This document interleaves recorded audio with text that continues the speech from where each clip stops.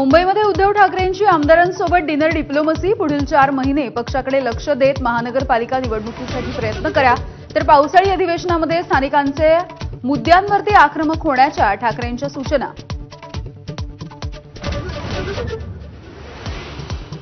खरी शिवसेना कोणती? परिचय एकनाथ शिंदे यांनीच करून दिलाय।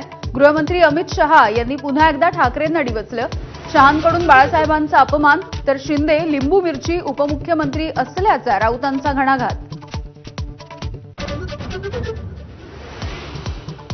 मराठी माणसासाठी पाय चाटू आणि छाटूही स्वार्थ साधण्याचा प्रयत्न केला तर अद्दलही घडवू। मनसेचे नेते संदीप देशपांडे यांच्याकडून राज ठाकरेंच्या 2017 मधल्या भाषणाचा व्हिडिओ शेअर। योग्य वेळेला शेतकऱ्यांच्या कर्जमाफीचा निर्णय घेऊ, मुख्यमंत्री फडणवीसांची माहिती।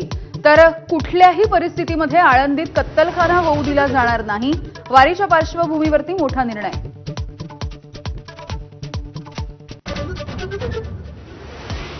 निवडणूक झाल्यानंतर 45 दिवसांमध्ये सर्व फुटेज नष्ट होणार, केंद्रीय निवडणूक आयोगाचा मोठा निर्णय।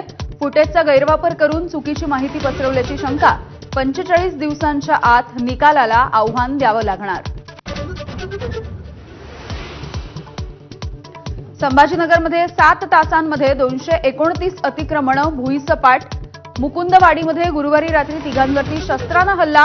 कारवाईच्या विरोधामध्ये मुकुंदवाडी परिसरामध्ये स्थानिकांचं आंदोलन। नोटिसा न देता अतिक्रमण काढल्यामुळे स्थानिक आक्रमक। रत्नागिरीतल्या मार्लेश्वर मंदिरामध्ये भाविकांसाठी ड्रेस कोड लागू। पेहराव हिंदू परंपरेला साजेसा आणि सुसंस्कृत असावा, मार्लेश्वर देवस्थानचं भाविकांना आवाहन। आळंदी संस्थानाचे प्रमुख निरंजन नाथ यांची पोलिसांसोबत माध्यमांवरती मुजोरी। पुण्याच्या भवानी पेठेमध्ये पालखी दाखल झाल्यानंतरचा प्रकार, निरंजन नाथ यांनी माध्यमांवरती व्यक्त केला संताप। पुण्याच्या संगमवाडीमधल्या पुलाजवळ तुकोबा आणि ज्ञानोबांच्या पालख्या एकत्र। ज्ञानोबांची पालखी भवानी पेठेमध्ये, तर तुकोबांची पालखी नाना पेठेमधल्या निवडुंगा विठ्ठल मंदिरामध्ये मुक्कामी। 11व्या जागतिक योग दिनाच्या निमित्ताने पंतप्रधान मोदींचा विशाखापट्टणममध्ये 5 लाख लोकांसोबत योगाभ्यास। Yoga for one earth one health ही यंदाच्या योग दिनाची संकल्पना। मुख्यमंत्री देवेंद्र फडणवीस यांचा पुण्यामध्ये योगाभ्यास। सावित्रीबाई फुले पुणे विद्यापीठाच्या खाशाबा जाधव क्रीडा संकुलामध्ये वारकरी विद्यार्थी आणि पुणेकरांसोबत मुख्यमंत्र्यांची योगासनं। कुरुक्षेत्राच्या ब्रह्मसरोवरमध्ये योगगुरू रामदेव बाबा यांच्या मार्गदर्शनाखाली योगाभ्यास।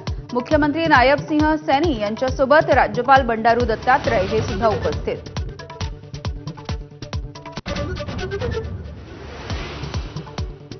आंतरराष्ट्रीय योग दिनाच्या निमित्ताने आयटीबीपीचा लडाखमध्ये योगाभ्यास। पँगॉंग तलावाच्या काठावरती जवानांची योगासनं।